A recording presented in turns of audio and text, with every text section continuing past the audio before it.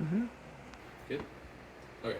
Good afternoon. My name is Jesse Ferguson, and I'm here to give you a speech on exercise benefits.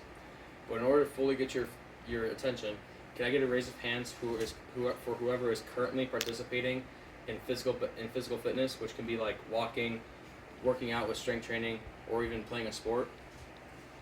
So, with only one person raising their hand, I think it's important for me to talk about the physical benefits of exercise. But we won't just be talking about the physical benefits, but the mental health benefits as well.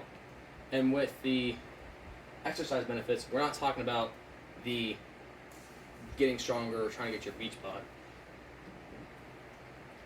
The main points we'll be going over for physical benefits is improved joint health, increase in bone density, increase in muscle density. But along with the physical benefits, we'll talk about the mental health side of it, like decreased anxiety, decrease in depression, and improved self-esteem. Next slide.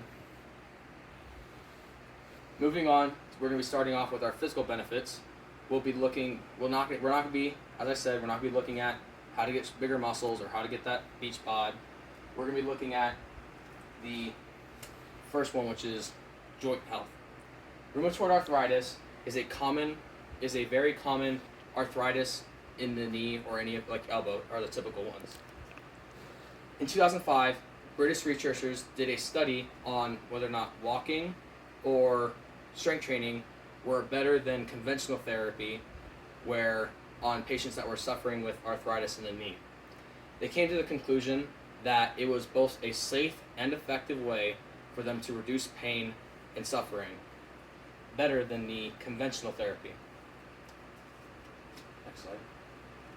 The CDC also states that adults that are suffering from arthritis should aim for 150 minutes a week, which could be like walking or even a jog. But they also say you could aim for 75 minutes of intense working out, which could be like strength training, HIIT cardio, or running. This does not reduce the risk of arthritis down to 0%. People who are arthritis, it shows signs of decreased pain, but it does lower the chances of you getting it than if you were to not work out. The next thing, we'll be moving on to our second physical benefit, which is increase in bone density. As we get older, our bones become more brittle and more thin, which is why when older people fall, they break their bones easier. This condition is called osteoporosis.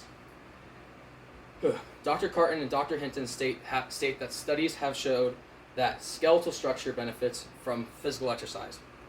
And this persists through adulthood. They also state that bone loading through young adulthood increases your BMD.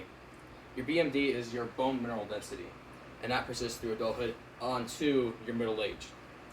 The College of Sports Medicine also states that they recommend training to receive bone health through your adulthood.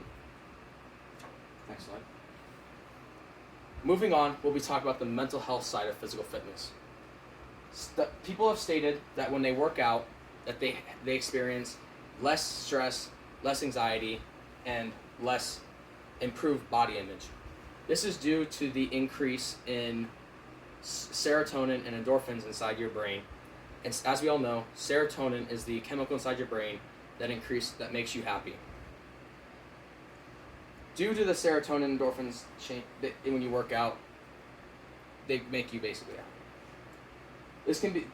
Studies also say that this can be an effective form of antidepressant. But, next slide.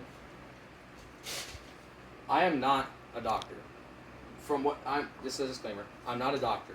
If you are suffering from anything that's like depression or anxiety, you should talk to your doctor or therapist. But what I am saying is that these are from my personal experiences and along with the doctors and studies that have gone with people who have also done the same stuff as me. Finally, the reason why I think most people should be part of physical fitness, once again, is not to look good, but for the long-term benefits, like improved joint health, improved bone health. But if you're not there for the physical benefits and you want to become more mentally healthy, you could be there for depression, decrease in anxiety, and decrease in depression. But in the end, if you don't remember anything else from this speech, at least remember this quote from Arnold Schwarzenegger. The mind is the limit. As long as the mind can envision the fact that you can do something, you can do it. As long as you believe in it 100%. You want to go by 6 seconds? That's good.